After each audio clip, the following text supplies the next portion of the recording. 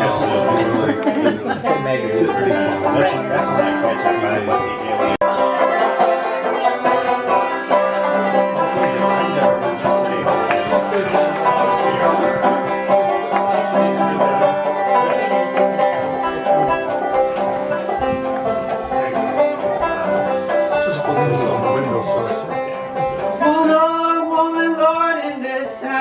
She keeps telling them lies on me. I wish to my soul that a woman would die for telling them lies on me. Oh, baby, ain't no lie. Oh, baby, ain't no lie. Oh, baby, ain't no lie. You know this life I live is very hard.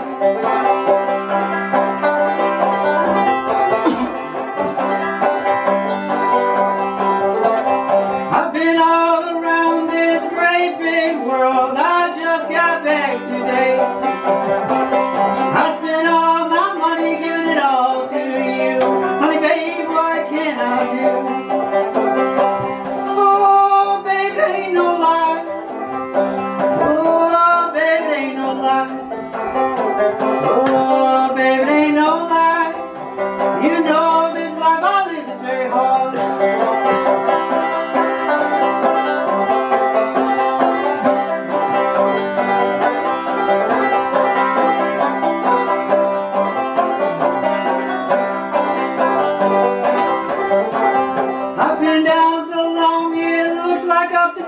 But nobody seems to care. I'm sitting here thinking that if trouble was money, I'd be a millionaire.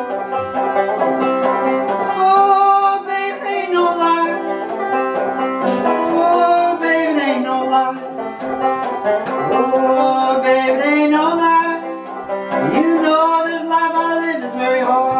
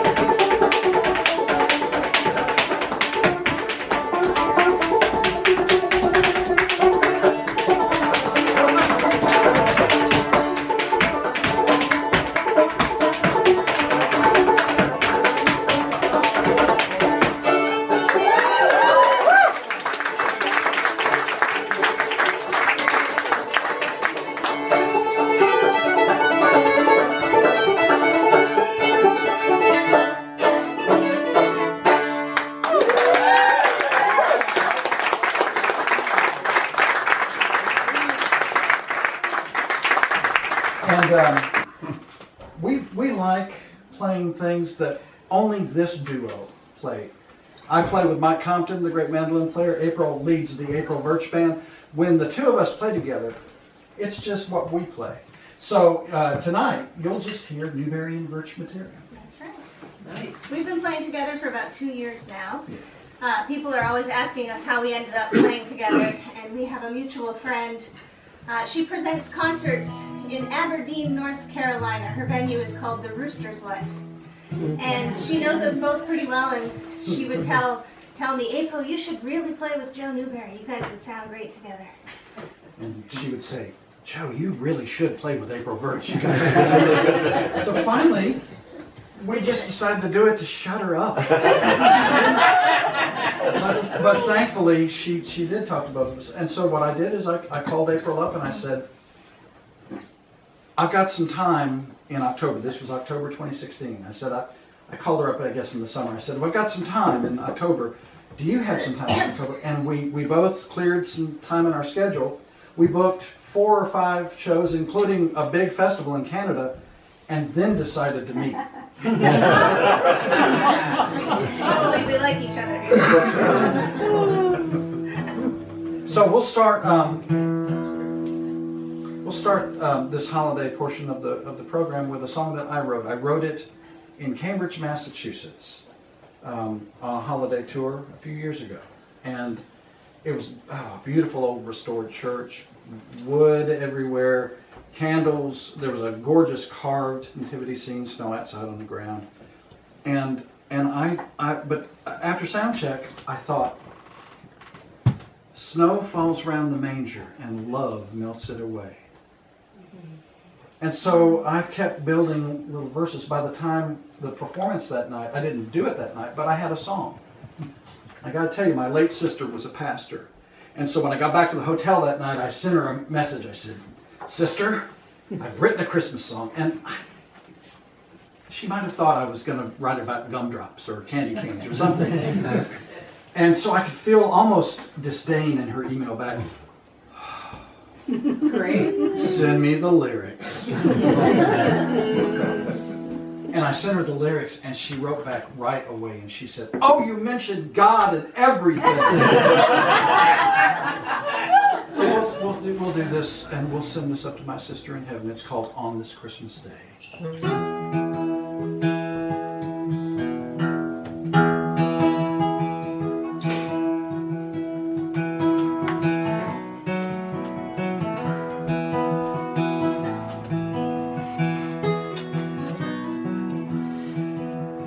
Snow falls around the manger, love melts it away.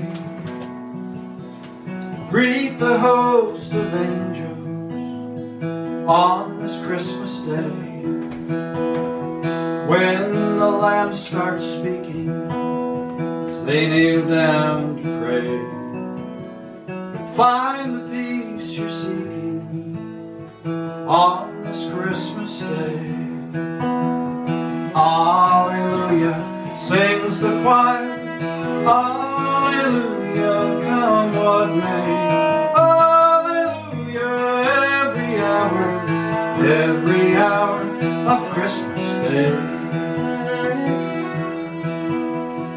Hear 3 royal strangers sing of a star obeyed, shielded from all danger on this Christmas Day. From the east they travel, a message to convey. The mysteries unravel on this Christmas Day. Alleluia, sings the choir. Alleluia, come what may. Every hour of Christmas Day.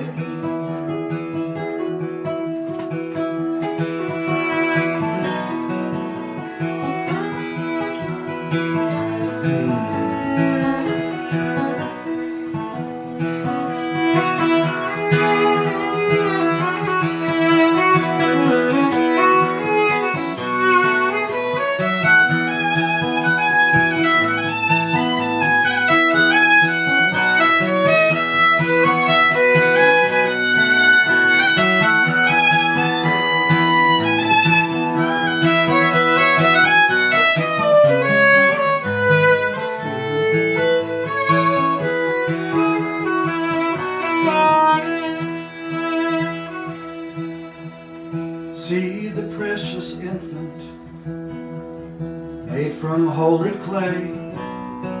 Oh, what a lovely present on this Christmas day, with just the perfect mother to guide him on his way. A baby like no other on this Christmas day. Hallelujah, sings the choir. Hallelujah, come what may. Hallelujah, every hour of Christmas Day. Hallelujah, sings the choir. Hallelujah, come what may. Hallelujah,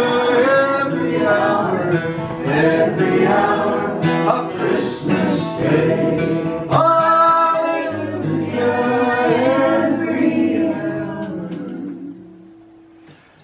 every hour of Christmas Day.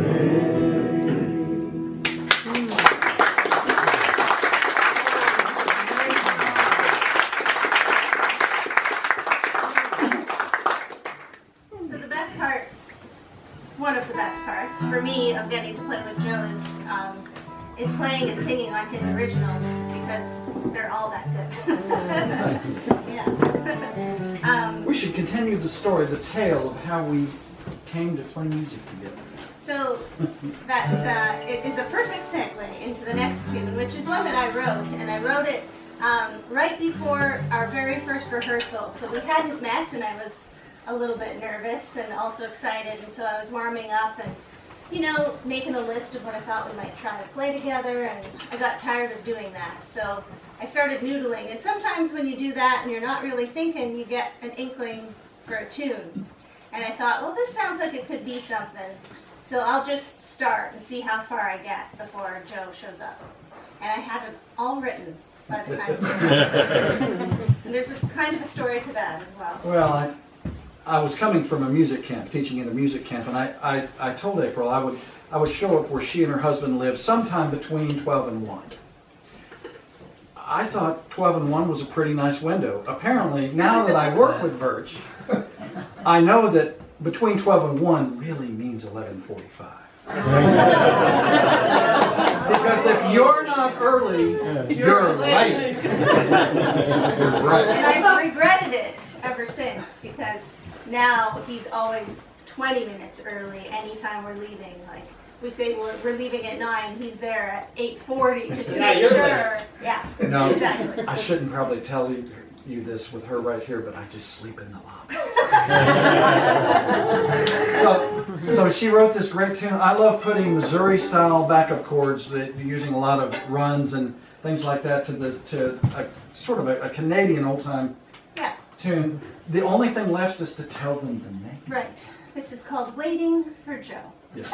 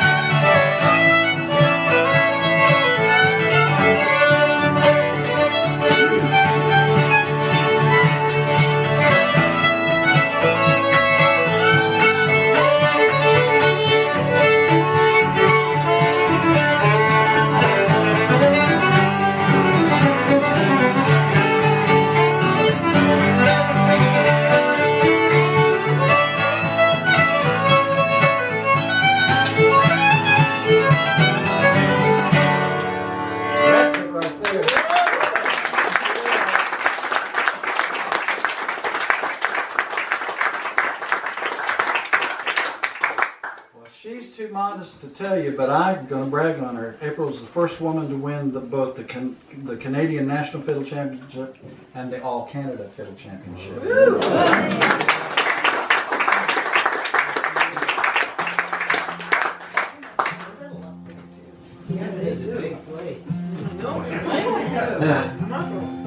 Actually, the first time I ever saw April perform, she was performing in, was it the 2010 Winter Olympics? They did a huge fiddling across Canada in the opening ceremonies, and April was one of the fiddlers chosen in the Olympics. Nice. It was an amazing thing. It was an amazing thing to watch. Did you wear the costume? She wore the costume. She wore the hat that was this big. And you were 12 then. That's why she travels with me, because it makes her look so young. One of the things that I love is meeting and getting to work with musicians I really respect and love their music. One of those, of course, is April Verch. Another one is the great Cy Khan, who wrote Gone, Gonna Rise Again and Aragon Mill. He's a wonderful folk singer and writer. And he likes my stuff, and he emailed me and he said, hey, come to Charlotte, North Carolina, where he lives, and he said, come write with me. And so, I'll tell you what, I think I was there before he hit send. I was at his front door, and this is no exaggeration. He opened the door, he said, here's a chorus, write some verses. And come in. So this is the title cut of the CDs we brought. They fit beautifully in the bottom of the stocking, don't they? They do. This is called Going Home. I've wandered far, away from friends and everything I left my home, I left my kin. Sadder yet, I left you. I'm going home, going home. I have been away too long. Going home, going home. Did you miss me while I was gone? Did you miss me while I was gone? This hard old world, it beat me down till I was black and blue. The music gone, no more the sound, nothing left I found true. I'm going home, I'm going home. I have been away too long. Going home, I'm going home. Did you miss me while I was gone? Did you miss me while I was gone?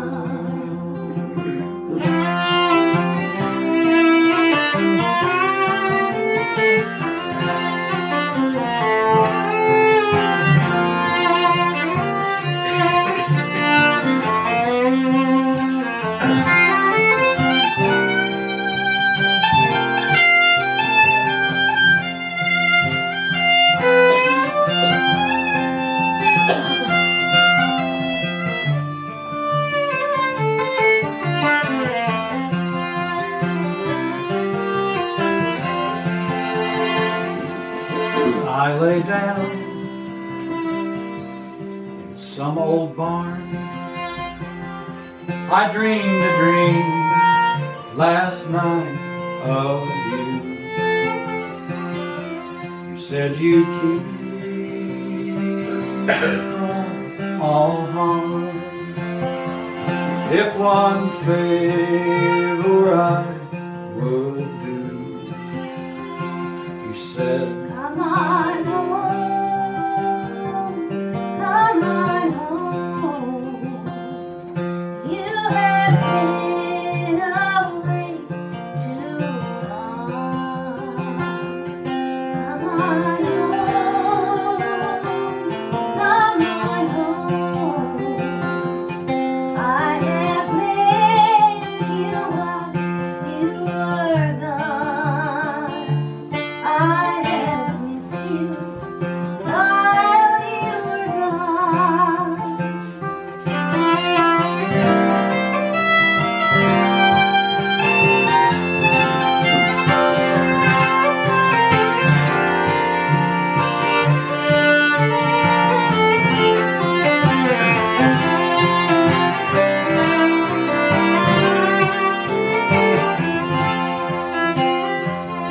did you miss me while I was gone? Did you miss me while I was gone?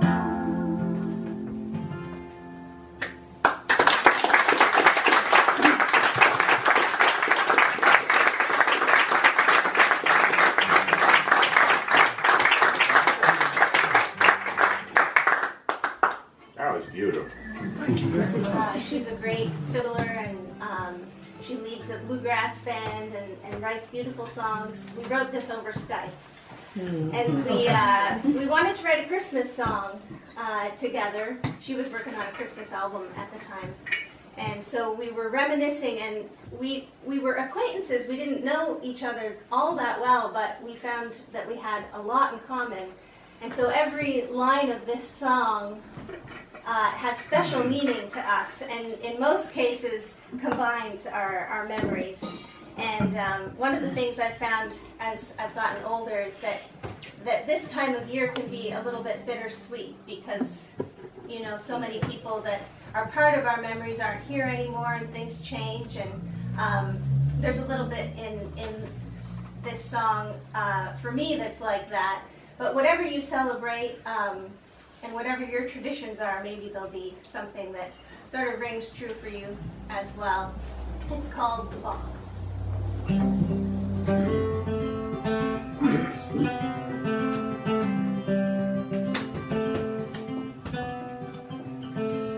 I stared out the frosty window as the sunlight danced on sparkling snow. In a fragrant hush of evergreen, cedar, cinnamon, and clove, surrounded by familiar voices, joining in old come Emmanuel. The Advent candle flickered as the Reverend told us of the first Noel. My little hand tucked Grandma's sleeve, I loudly whispered, "Is it finally time?" Caught by Daddy's eye and sat back down. Mama simply smiled. At that moment I knew she remembered, and my heart beat wildly at the thought of Mama climbing down the ladder from the attic, carrying the box.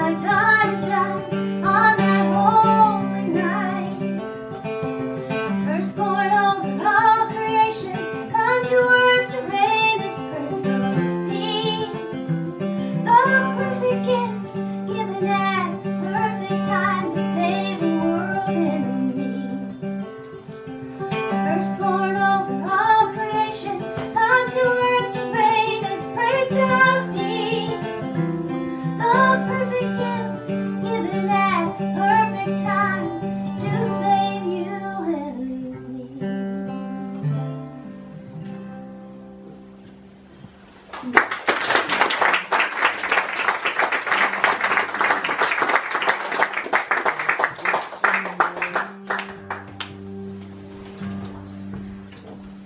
many of you have ever seen what April does dancing-wise? She does something called the Ottawa Valley step dancing tradition. It's unique to that area. And if you haven't seen it before and it looks familiar, there's probably a good reason why. Because it borrows from a lot of tradition. It originated in the lumber camps when the area was settled. Logging was the main industry. And the lumberjacks would work hard all day, and at night they'd have a big meal, and then the water would come out. And eventually the music and dancing would ensue. And they used to put nails in the bottom of their gum rubber boots. And there's a little bit of Irish and French and Scottish and German and Polish. Those were the first immigrants. And it continues to evolve. So there's some Irish hard shoe, there's some French Canadian, flat footing, tap, all kind of rolled into one. And nothing makes me feel like dancing more than Joe's banjo playing. Who would have thought that Canadian music and old-time music from the Southern Appalachians would fit so well, but it really does work great. And so April dances a tune about as well as any human being I've ever seen. And so we'll sort of toss stuff back and forth, and we'll have a banjo and dance conversation, and we'll let you in on it. We'll play something from Surrey County, North Carolina, called Backstep Cindy, and then Mississippi Sorry a little bit.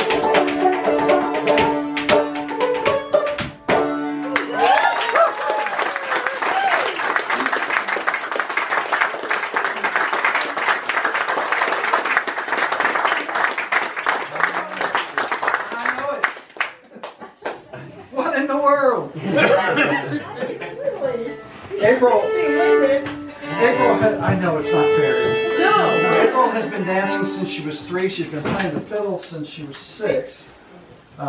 When did you start putting the two together when you dance and play? I don't really remember. I was probably about 10 or 11. Wow. I know. I guess like anything, you eat the elephant one bite at a time. You don't just go, today I will dance and fiddle and... Yeah, no, it was a very gradual process.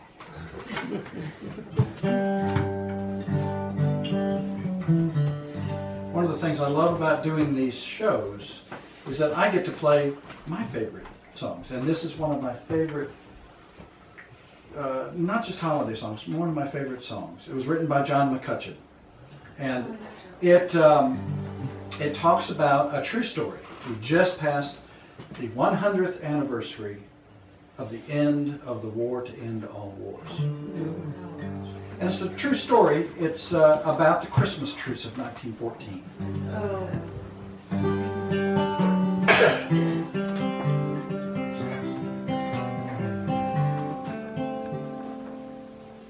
My name is Francis Tolliver, come from Liverpool.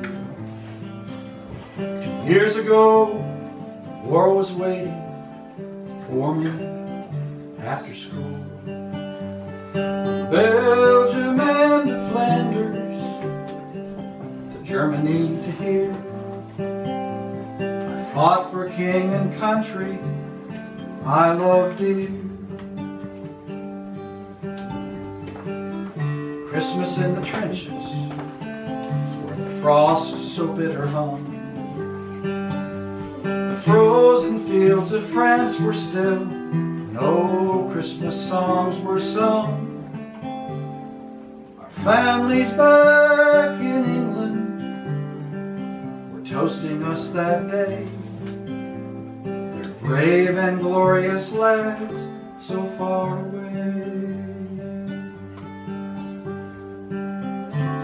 I was lying with my messmates on the cold and rocky ground,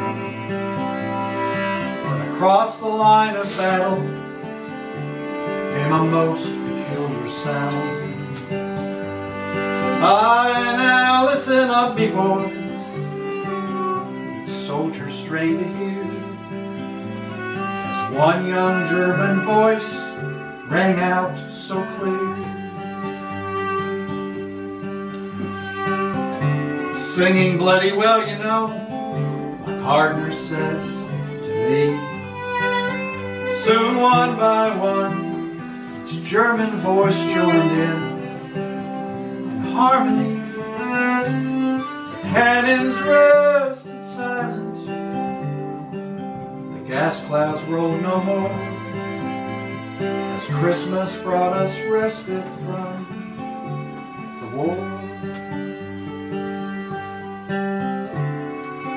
After they were finished and a reverent pause was spent, God rest ye merry gentlemen, struck up some lads from Kent.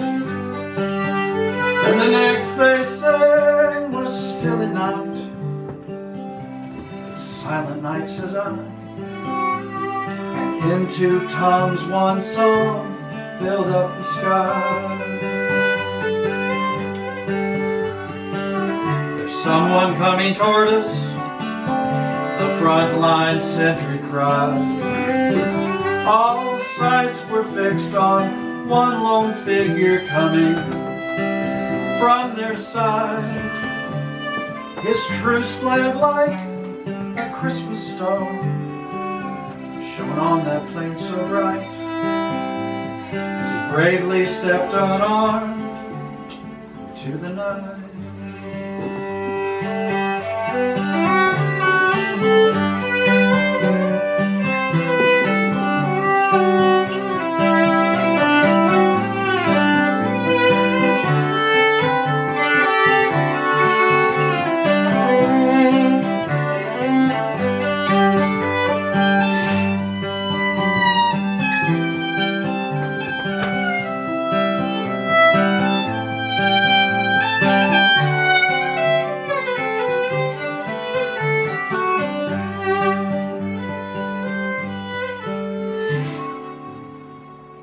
One by one, on either side, stepped into no man's land. With neither gun nor bayonet, we met there hand to hand. We shared some secret brandy, and we wished each other well. And in a flare-lit soccer game, we gave 'em hell. We traded chocolates, cigarettes, and photographs from home. Sons and fathers far away from families of their own. Young Sanders played the squeeze box. They had a violin, this curious and unlikely band of men. Soon daylight stole upon us. France was France once more. Sad farewells we each began to settle back to war. The question haunted every heart that beat that wondrous night. Whose family have I fixed within my sights? Christmas in the trenches, where the frost so bitter hung. The frozen fields of France were warmed as songs of peace were sung.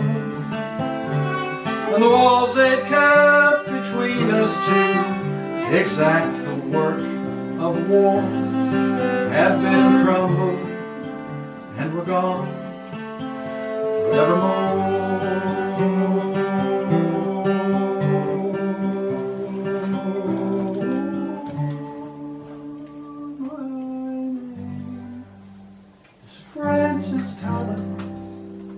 In Liverpool I dwell. Each Christmas comes since World War I, I've learned my lessons well.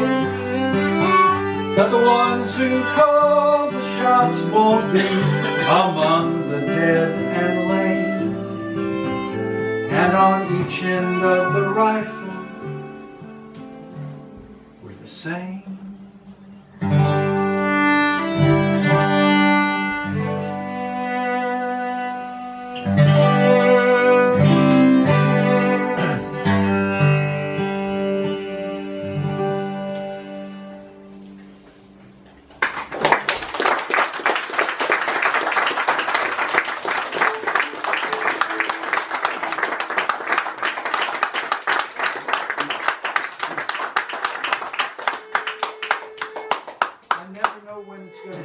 It hits me in different spots during that song. You know, if you're not going to feel it, don't sing it. You know?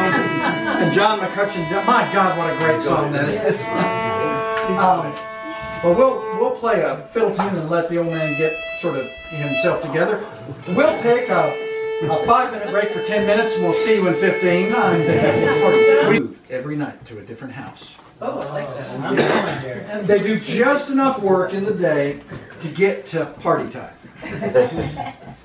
They will take all the furniture out of the houses.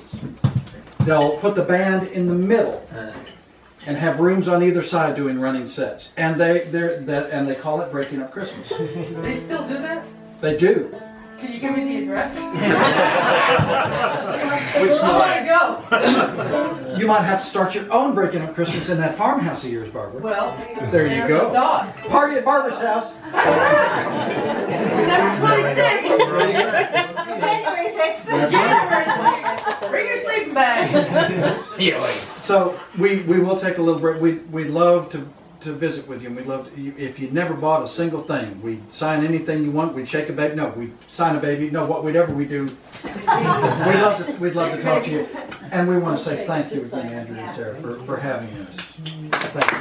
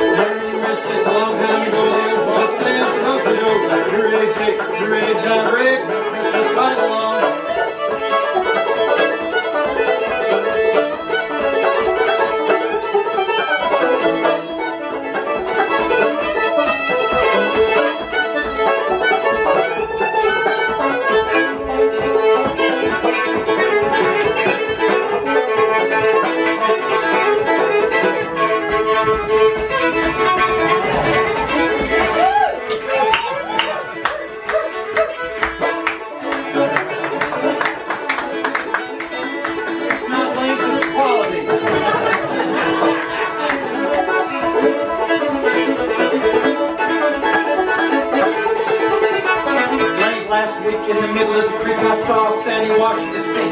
Hooray, Jim! Hooray, John! Breaking up Christmas all night long.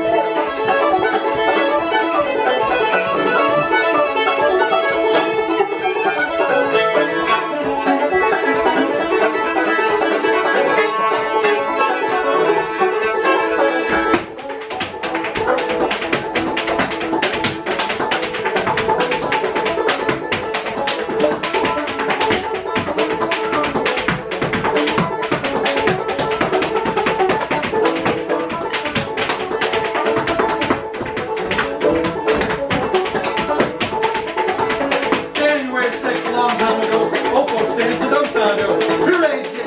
Hooray, John! Breaking up Christmas all night long. They finished.